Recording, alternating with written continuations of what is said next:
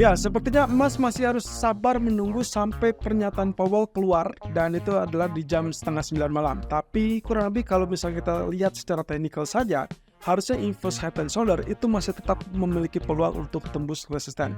Tapi kita coba lihat dulu, bagaimana dengan US dollar dan juga US Treasury Yield. Oke, ini adalah grafik US Treasury Yield yang ternyata bergerak persis dengan apa yang kita perkirakan kemarin, dan itu adalah bullish, lalu kemudian tertahan di zona resisten yang pertama. Nah, nantinya ini akan sangat ditentukan dari pernyataan Powell ya. Kalau ternyata Mr. Powell cenderung lebih hawkish, maka dia akan lanjutkan kenaikan dan itu berarti mengancam resisten kedua yang juga merupakan teritori resisten garis miring ini. Nah, tapi kalau misalkan dia cenderung dovish, maka kita bolehlah berharap ini akan terjadi rejection persis di teritori tersebut dan akhirnya dilanjutkan dengan penurunan. Nah, ini berarti kembali terbuka untuk mencapai 4,335%. Tapi kalau misalnya kita lihat dari grafik keempatnya, peluang ini ketentuannya sebetulnya juga masih tetap terkait dengan perubahan tren yang sebelumnya terjadi. Jadi ini masih tetap sama, lalu kemudian nanti kita akan perkirakan mungkin kalau kita anggap saja skenario-nya dua resisten ini masih tetap terbuka.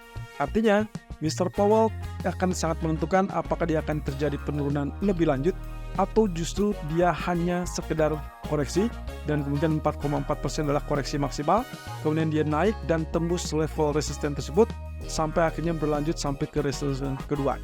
Dan ini berarti akan sangat problematik untuk emas yang sedang berusaha untuk menapaki kemungkinan untuk potensi bullish yang lebih kuat. Dan itu pula yang akan terlihat dalam US dollar. Karena di grafik H4-nya, kecenderungan dari rising wedge sebetulnya masih tetap terbuka ya. Kecuali kalau sampai dia tembus level resisten ini. Jadi kita asumsikan Mr. Powell yang hawkish akan tembus level 116.12 sehingga dia akan lanjutkan kenaikan atau penguatan. Itu akan sangat problem untuk emas ke depan. Tapi kalau misalkan dia cenderungnya dovish, kita bolehlah berharap kembali dengan pola rising wedge tersebut untuk tembus level supportnya. Nah, nantinya petualang akan berlanjut dengan kondisi di mana apakah emas mampu untuk melanjutkan kenaikan tersebut di atas level resisten psikologis atau tidak. Tapi yang jelas, menurut grafik daily-nya dari US dollar sendiri, kecenderungannya ada rejection yang cukup kuat setelah kemarin sempat tembus. Jadi saya asumsikan ini adalah false breakout. Anda bisa lihat di sini, ini candle-nya adalah terkait dengan hammer dan itu cukup tajam sehingga kemungkinan untuk potensi bullish akan lebih terbuka dibandingkan bearish-nya. Well, of course, ini akan sangat mempengaruhi juga crude oil teman-teman. Karena satu sisi, kalau misalkan kita lihat crude oil-nya, harganya relatif lebih tinggi lagi dan bahkan mendekati level $84. Kalau misalkan teman-teman ingat di live streaming kemarin, saya sempat menunjukkan mungkin akan terjadi kenaikan sampai zona orange ya, dan itulah yang terjadi untuk saat ini. Jadi mungkin kita akan lakukan buy terlebih dulu sampai zona $84 atau mendekati 85. Tapi hati-hati, begitu memasuki teritori ini Anda sebaiknya exit, jangan lakukan sell, hanya cukup exit saja, kemudian wait and see sampai at least biarkan dia swing low kembali. Swing low kemungkinan kita asumsikan correction dan tidak diharapkan lebih rendah daripada zona coklat yaitu di level 80-an. Nah, kalau itu yang terjadi, berarti persis dengan apa yang kita skemakan kemarin.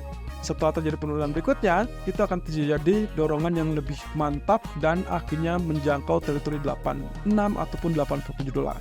Nah, untuk malam ini, saya lebih berpikir kalaupun misalkan mau lakukan buy dengan asumsi bahwa 84 akan dicapai atau 85 akan dicapai, maka perhatikan teritori koreksinya cukup dijaga di level $82 saja dan jangan sampai dia tembus level support 8196.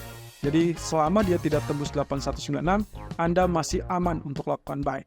Berbeda cerita kalau misalkan dia tembus 8196, maka peluang untuk terjadi penurunan sampai teritori 80 itu akan mengancam penurunan. Tapi lagi-lagi teman-teman, kalaupun terjadi, maka opsinya adalah Anda lakukan buy kembali di teritori 80-an. Nah, tapi untuk saat ini, saya belum ada skema untuk terjadinya penurunan 80, jadi untuk sementara waktu kita pertahankan buy di teritori 82.50 ataupun 82.70 dengan potensi target 84.60. Bagaimana kalau misalkan dia tembus lebih tinggi? Ya tidak apa-apa, karena target berikutnya adalah 88, tapi untuk saya mungkin belum akan tercapai untuk malam ini, tapi beberapa waktu ke depan bisa saja terjadi kalau misalkan skenario di grafik daily tadi terjadi. Nah, sementara untuk pound sterling, kondisinya persis dengan apa yang kita khawatirkan kemarin. Ternyata dia rejection, ya, Anda bisa lihat di situ zona support, kemudian dia tidak lebih tinggi daripada high yang 1.2740, tertahan di 1.2700 dan berbalik turun. Jadi kalau misalnya lihat seperti ini, sebetulnya ya harusnya dia akan terjadi penurunan, dan itu berarti mengancam ke teritori 1.2600 atau bahkan lebih rendah. Nah, EMA 200 di grafik daily itu ada di 1.2560. Jadi saran saya teman-teman, kalau misalkan skenario buy tadi pagi gagal, misalkan ternyata dia tembus 1.2600 lanjut ke 1.2580, Anda boleh pertimbangkan lakukan sell kalau misalkan swing high berikutnya itu tidak lebih tinggi dari 1.2620. Artinya, kalaupun misalkan stop loss itu sudah kena, biarkan dia turun terlebih dulu sampai kita tahu teritori maksimumnya dia dalam penurunan, baru nantinya swing high berikutnya itu adalah untuk kesempatan sell.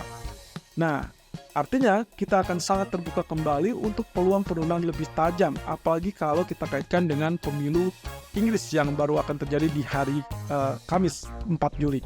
Nah, reaksi untuk sementara short term-nya adalah terkait dengan kemenangan partai buruh yang bisa berpotensi mengalami penurunan karena itu berarti ada ketidakpastian dari sisi politik. Tapi jangka panjangnya seharusnya dia akan terjadi kenaikan, sehingga yang saya harapkan 1 atau 2 hari ke depan sebetulnya penurunan. Tapi kalau misalkan skenario betul persis dengan apa yang kita skenariokan tadi pagi, bahwa di teritori 1.2620 ini tidak tembus, Anda masih diperkenalkan untuk melakukan buy.